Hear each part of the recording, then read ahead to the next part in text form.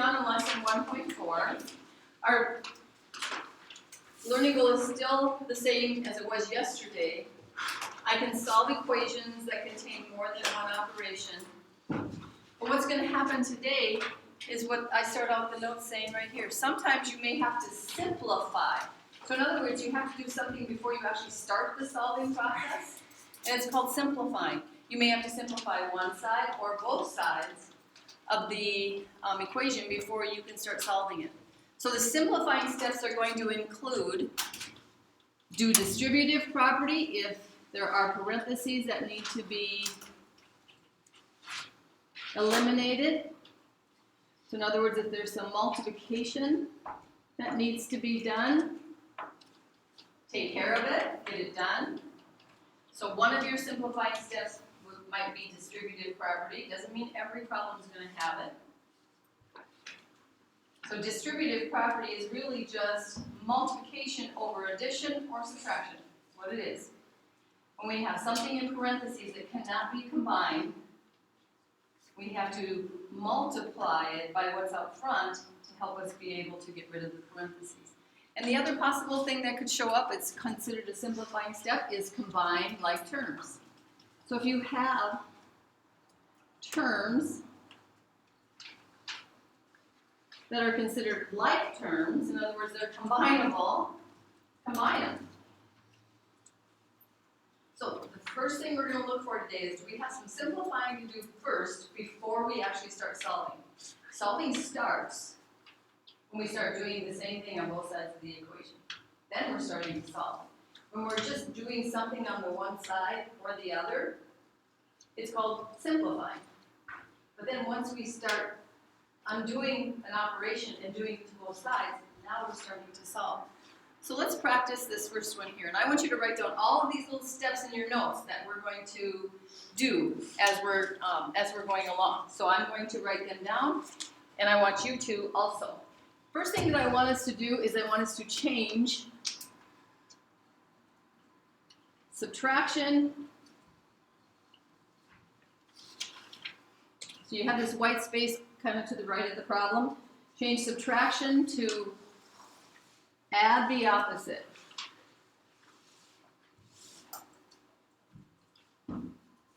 Hopefully you can get it all on that one line. I'm writing so big I couldn't.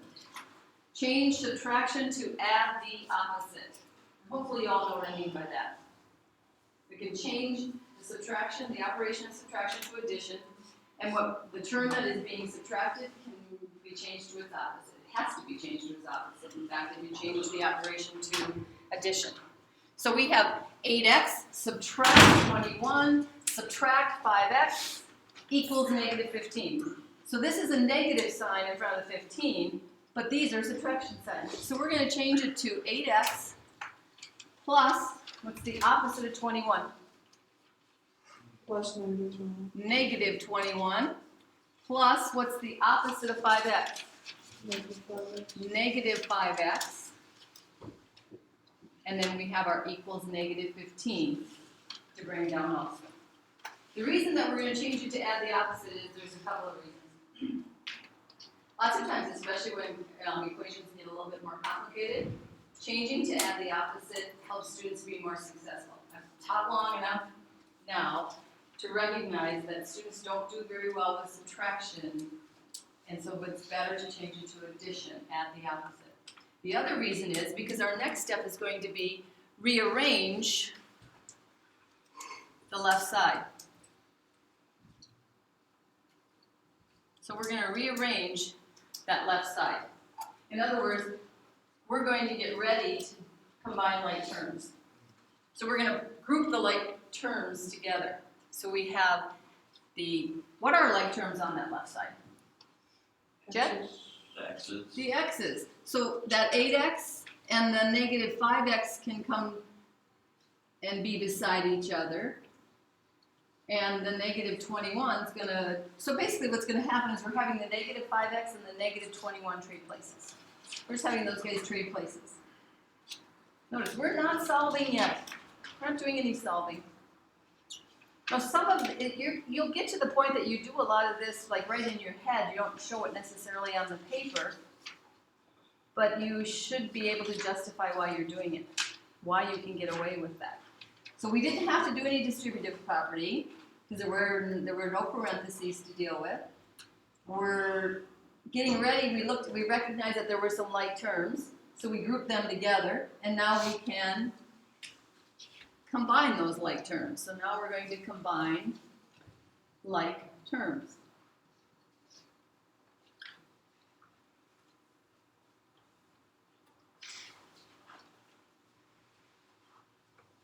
So if I have 8 x's and then I have another negative 5 x's, what do I have when I combine them? 3x, yeah. I just combine how many there are of each. I have a positive 8, I have a negative 5. Add that together, we get positive 3. And we still have, okay.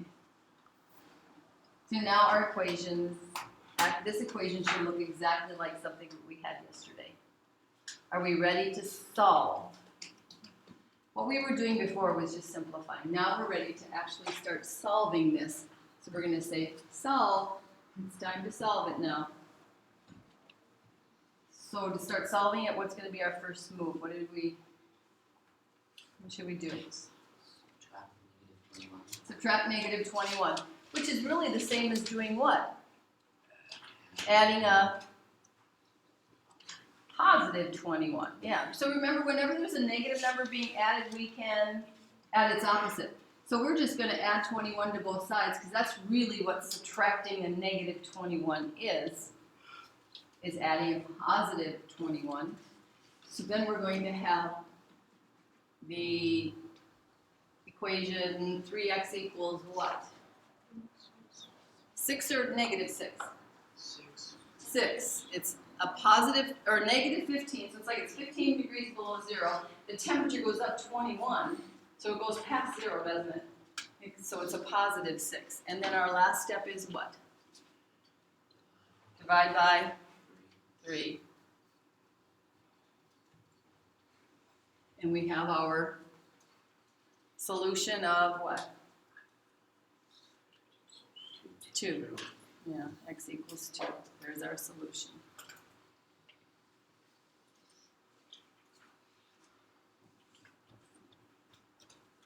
Okay, now, let me give you the minimum amount of steps that you would show in your work for tomorrow. Minimum, okay?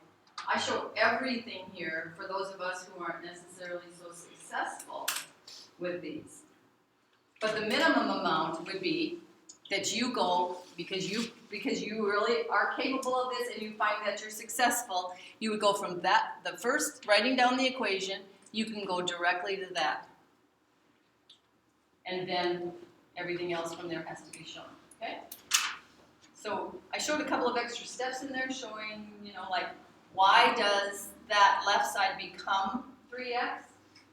But if you can do that legitimately without showing all of that stuff, that's cool, that's fun. Questions? Okay. I want you to just do start number 2, and you're working in pencil so that you can erase if you end up doing it wrong, but I just want you to start number 2. What would you do to start number 2? It's a simplifying step, by the way, not a solving. Not something that you're going to do to both sides.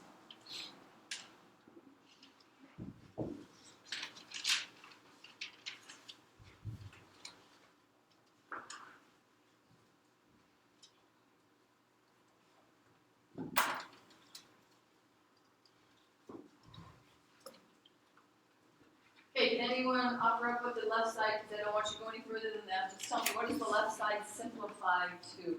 What do you get, John? I got negative 6 plus 2d. Okay, John says it's negative 6 plus 2d. That's what the left side simplifies to, and then of course we have equals 4 that comes along. How many of you want to agree that the left side of this equation simplifies to negative 6 plus 2d? A few people. How many of you want it to be something else then? What do you want it to be? Because maybe he's wrong. Maybe you're the one who's right. Do you have something else? Anybody have this? Negative 6 minus 2d? Anybody have this? Negative 6 minus a negative 2d? Oh, I had that. So in other words, we don't leave things as double signs. So what I want us to do, because they are going to get a lot more complicated than this, the best thing to do is that's a negative sign, leave that negative. Change this to add the opposite. So there's our changing subtraction to add the opposite. That subtraction became an addition here, D became negative D. Typically, this will help us be more successful, really. And now we do distributive property, which distributive property says, take that negative 2 that's out front and multiply it times both of those. So negative 2 times 3 plus negative 2 times negative D. This is doing distributive property. And typically we don't write down the multiplication, typically we do it in our head, don't we? But you don't have to, you can also write it down. That's where we should end up with then. Negative 2 times 3 is negative 6. Negative 2 times a negative D is a positive 2D. Okay, and now we're ready to solve that equation. Go ahead and solve the rest of the equation now. See what D is equal to. We don't have any like terms to combine. Negative 6 is not a like term with 2D. So now we're ready to solve.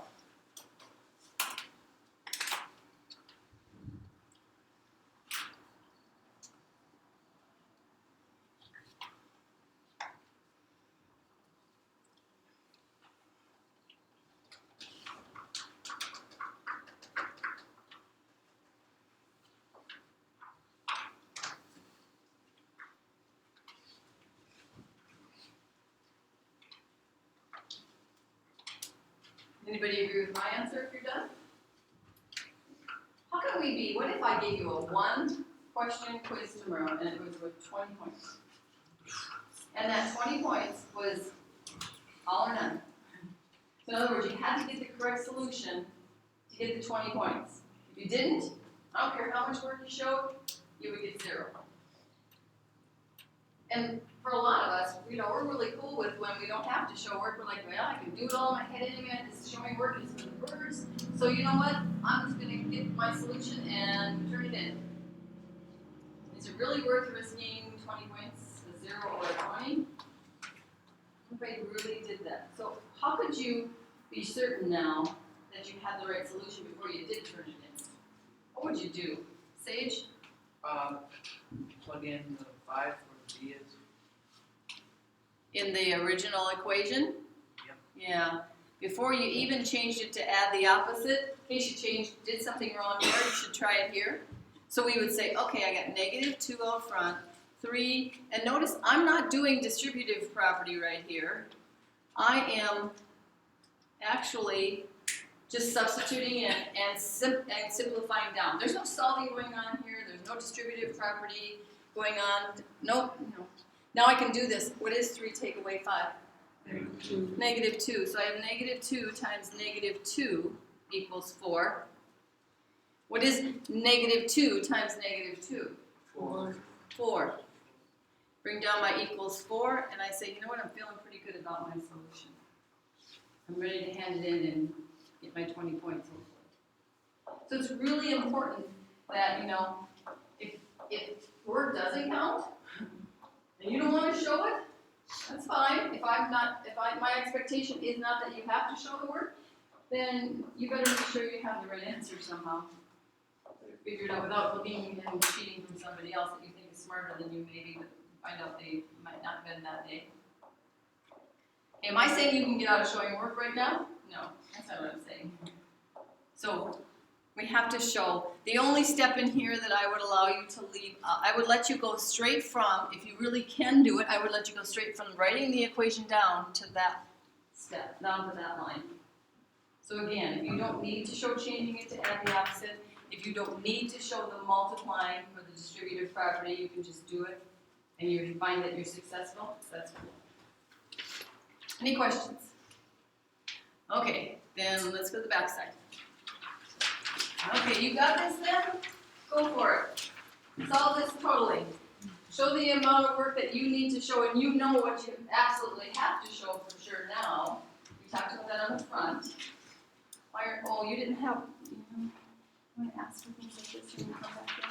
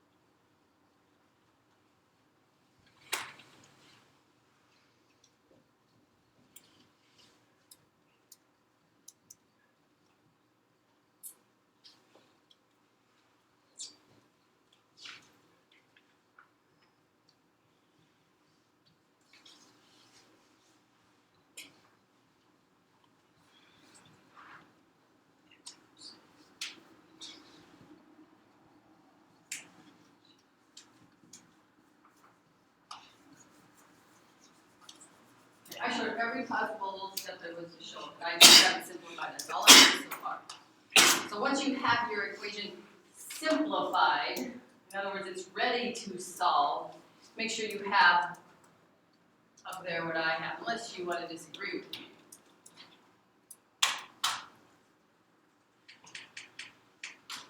So simplifying only, that's just, I changed it to subtraction to add the opposite. That was my first step. Then I showed the multiplying for the distributive property. Then I showed what the results were of that multiplying. Then I showed rearranging to put like terms beside each other. And then I combined those like terms, and I now have renamed that equation. Same equation, just simplified. Negative 2x plus 4 equals 40. Anybody want to disagree with that? Make any silly mistakes? I do make mistakes. Don't ever be afraid to challenge me. I do make mistakes. I'm human. And I'm 60. Okay, what's our next move? Tell me what to do. Pretend I don't know. What's my next move? Go ahead, Ken. Subtract 4.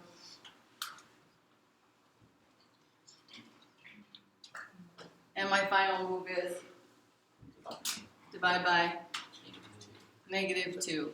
Okay, negative 2x. Because x is being multiplied by negative 2, we divide by the same exact thing. Yes, right? How did you get negative 2? How did I get a negative 2x? Anybody want to help explain to Riley how we get a negative 2x, Sage? 2x minus negative 4x would be negative 2x. Okay, so do you agree with this up here, this part right here, that we have 2x from doing the distributive property, and here we have a negative 4x? Yeah, you agree with that? Okay. Anybody else? Oh no, without a calculator, let's do this. A positive divided by a negative is a negative, and 36 divided by 2 is 18. So we end up with a negative 18. And again, if this was one of those 20 pointers, would it be worth checking out? Okay, let's do some mental math check. Let's put it up there in that x plus 2 parentheses. What's negative 18 plus 2? Negative 16. Negative 16. Okay, what's 2 times negative 16, class? Negative 32. This guy is sharp. Negative 32. Okay, so far we have a negative 32. I'm going to put that up there so we don't forget it. And then we have this minus 4 times negative 18. Oh, are you kidding me? Sage? Negative 72. Negative 72. And so we can change that subtraction to add the opposite. So we have negative 32 plus 72. What's that? 40. 40. And what's it supposed to be on the other side, it says? 40. 40, it checks out. Feeling pretty good about our answer. Okay. Don't put it past me to do what I said. Give you a 1-question quiz, 20 points, right or wrong. All or nothing. Okay, I want you to take a look at this. Write and solve an equation. Woo! Some of us don't know what that means, do we? Okay, so write and solve an equation. First of all, to find the value of x, there's an unknown, so it sounds to me like there's going to be a variable in our equation. And an equation has to have a what to be an equation? No, just to be an equation, it has to have an equal sign. It has to have an equal sign. So, okay, we get this triangle, and we're supposed to write and solve an equation to find the value of x. And it doesn't say that any angles are equal to each other or anything like that. It just says find x. So I'm suggesting that maybe we want to have this thought. The sum of the angle measures in any triangle is what? What is it, Aaron? 180. 180 degrees. No matter what size triangle you have, what type of triangle you have, the three angle measures will always add up to 180 degrees. Okay. Give me an equation then that we can use.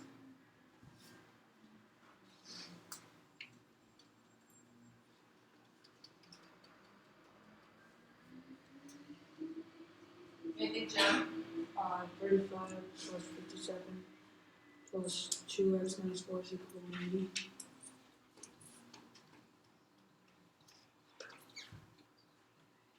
Okay, here you right? Is that right? So what do you think? Angle that's 35 degrees, added to angle that is 57 degrees, added to angle that is 2x minus 4 degrees. All those three added together should be 180 degrees. Do we agree? Okay? So those parentheses now that are around the 2x minus 4, how are you feeling about those? Think they're important parentheses? Yep. Hey, what was their role, do you think? What was their role in the, first of all, in the drawing they were there. So what was the role, do you think, of those parentheses in the drawing? Do you remember what we did with some algebraic expressions back in lesson 1-1? Go ahead, John. To keep that measurement angle. If we didn't have the parentheses there, it'll look like the only thing that's degrees is what? 2x. No, it would be behind the 4, wouldn't it? If we didn't have the parentheses there, we put degrees, 2x minus 4 degrees, wouldn't it look like the 4 is the only thing that's degrees? And maybe not the 2x? So were there parentheses there to show that the whole expression represents degrees? Yeah, that was its first role. And so then we just carried it over and put it in our equation, but now are they important anymore? Why not, Blake? Because I agree with you, but I agree, but why? In other words, can we just kind of ditch him right now at this point? Okay. There's a really good reason why we can just ditch them right now. Is there any distributive property to really do? Why not?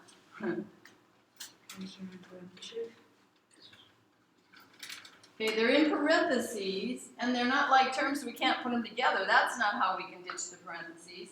But in reality, when something isn't being shown being multiplied by something, what's it really being multiplied by that's invisible? What's the only thing you can multiply by that doesn't change the value? 1. So there's really this invisible 1 there. And then because there's this addition here, not subtraction, that's a positive 1.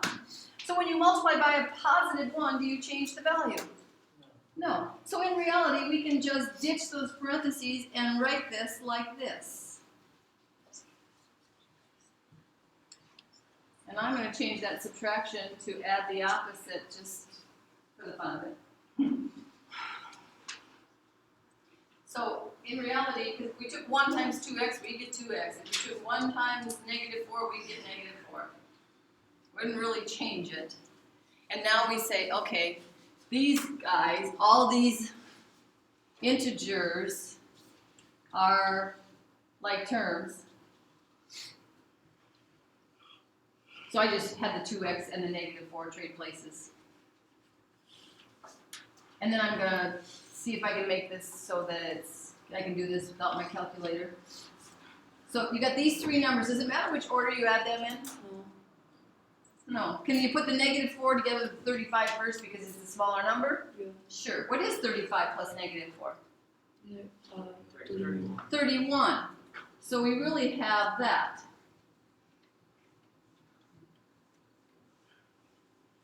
Now that's pretty easy to add in our head, isn't it? 31 plus 57, 88.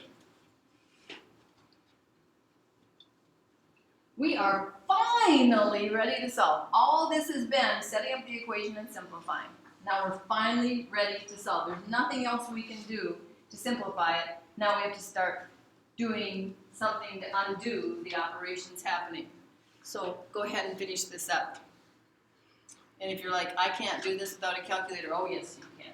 88, we have 88 to take away from 80. So we take the 80 away, now that's 100, right? Now we got another 8 to take away. What's that? 92. So we can, we can do it. And then last but not least, we have to do what? Divide by 2. So 2x divided by 2, 92 divided by 2. What is x equal to? 46. 46, okay. And because that x is part of an angle measure, what would its label be? Degrees. It's really actually degrees, isn't it? Okay, it's 46 degrees. So, Okay, now, we've got to go back though. We got to make sure that we answer the question they wanted. Because they like to kind of somewhat trick us sometimes. It says, write and solve an equation to find the value of x. Is that what we did? Did we find x? Absolutely. If they would have said, write and solve an equation to find the measure of the third unknown angle, then we would have had to do what? Would we have stopped and said that angle's 46 degrees? no, you'd have to plug it in for x. We'd have to put it into that algebraic expression, wouldn't we? 2 times 46, take away 4, and then our answer would have been 88. So you always got to make sure, don't just, here's what happens to students in algebra. As soon as they get the variable solved for, they think, well, automatically on word problems are done. They forget to go back and look to see what was the original question asked. And I can guarantee you in a multiple choice bank, they're going to put the answer that they know you're going to get and the answer that it should be because they know how we think sometimes. Okay? So questions. Okay, then you can get out a sheet of loose leaf paper. And